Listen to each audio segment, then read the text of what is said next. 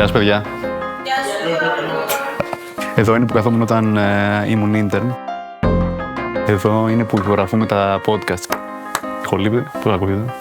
Καλό. Βέβαια, όταν έκανα την πρακτική ήταν λίγο πιο ήρεμα τα πράγματα. Όπως έδειξε ψούλα προς υπογράφω.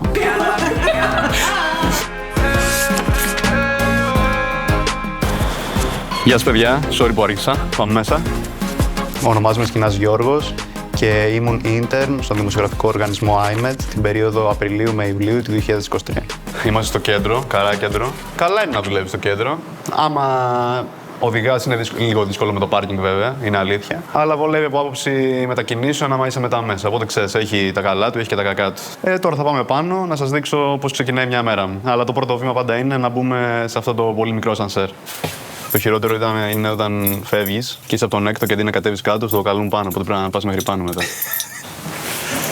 Πάμε να αφήσουμε τα πράγματα και να κάνουμε γρήγορα ένα καφεδάκι. Και ευτυχώς που ήρθατε σήμερα, παιδιά, γιατί χθες που είδατε τι γινόταν εδώ, είχε 100 άτομα, 100 φοιτητές από το Πάντιο. 100 άτομα. Ναι. Αποκλείεται εδώ. Ναι. Πώς χωρέσαν όλοι αυτοί? Κάτσε τώρα, θα σου δείξω πώς χωρέσαν.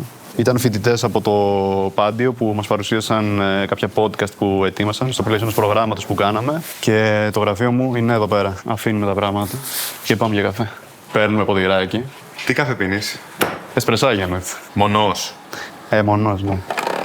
Αλλά πίνουμε και ένα δεύτερο, λίγαν συντόμως. Συνήθως θα κάτω στο γραφείο, θα κάνουμε επιμέλεια κάποιων κειμένων ή θεμάτων και θα τα περάσουμε στο διαχειριστικό, θα τα ετοιμάσουμε για δημοσίευση με λίγα λόγια, θα τα καθαρίσουμε λίγο, θα δούμε και τη μετάφρασή τους, γιατί δημοσιεύουμε και στα ελληνικά και στα αγγλικά. Οπότε αυτό θα κάνουμε τώρα.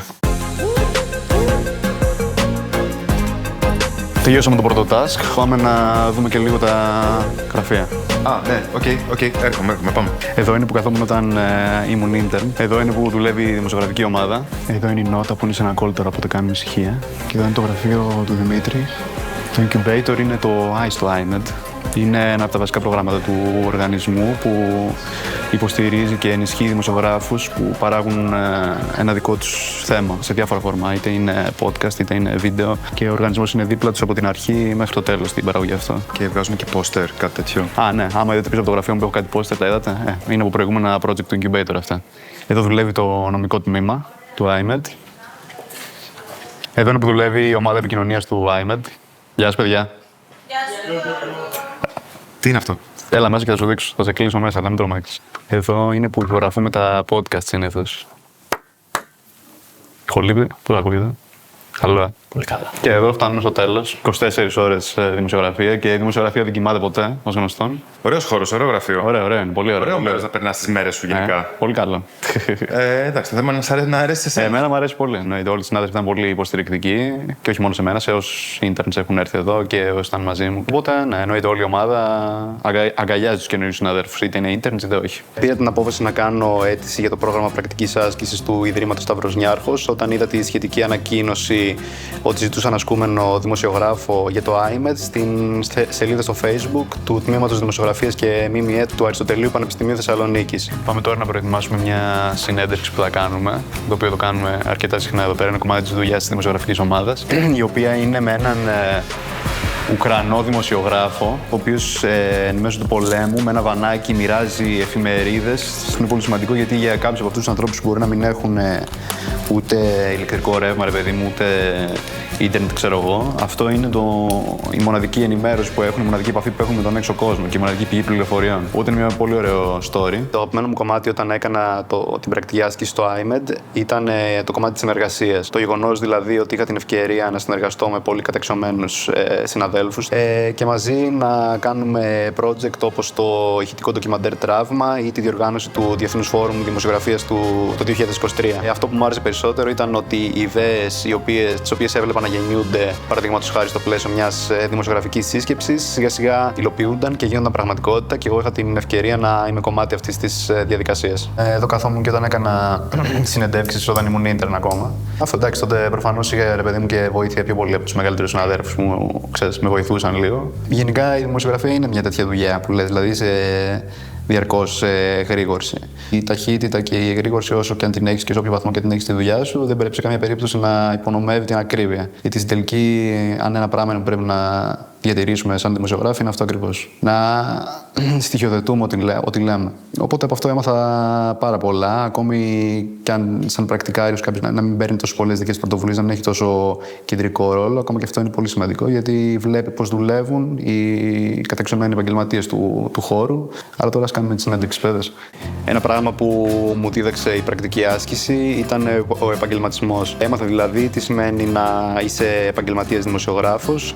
Η δουλειά που κάναμε σε αυτό το τράμινο της πρακτικής άσκησης συνδυάζει πιο παραδοσιακά δημοσιογραφικά skills, όπως ας πούμε το ρεπορτάζ ή η συνέντευξη, με πιο οργανωτικά, να το πω έτσι, skills. Οκ, Γιώργο, έχω ειδοποιήσει τον άνθρωπο ότι θα κάνω την διερμηνία, του είπα ότι θα κάνουν και γυρίζουν εκεί πέρα.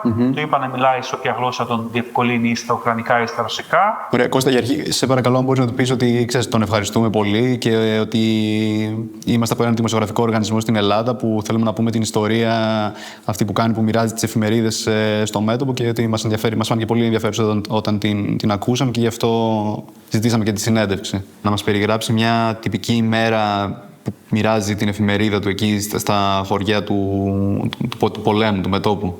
Εδώ και πολύ καιρό αρνήθηκα το ταχυδρομείο, οπότε φτιάξαμε ένα δικό μας δίκτυο διανομής.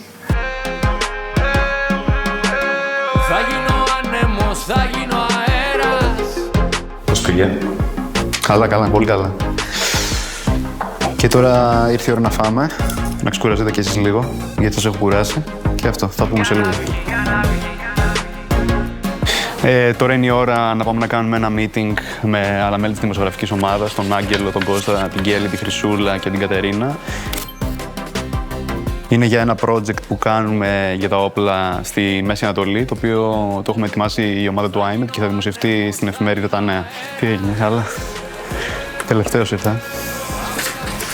Και είναι εδώ στην ομάδα για τα όπλα και η Χρυσούλα, με την οποία ξεκίνησαμε μαζί και την πρακτική. Περίμενες βασικά ότι θα είμαστε εδώ αυτή τη στιγμή. Όχι. Συμβαίνει. Ήταν στην αρχή άβολο, γιατί δεν γνωριζόμασταν. Και γενικά στην ομάδα όλα ήταν πολύ καινούργια. Αλλά μετά με τον καιρό θα αρχίσουμε να μαθαίνουμε περισσότερο και να γινόμαστε μέρη της ομάδας αυτής, οπότε είχε πολύ ενδιαφέρον. Γιώργο, μπορείς να πεις να συμφωνείς με εμένα? Συμφωνώ, εννοείται. Όπως έδειξε η Χρυσούλα, προσυπογράφω.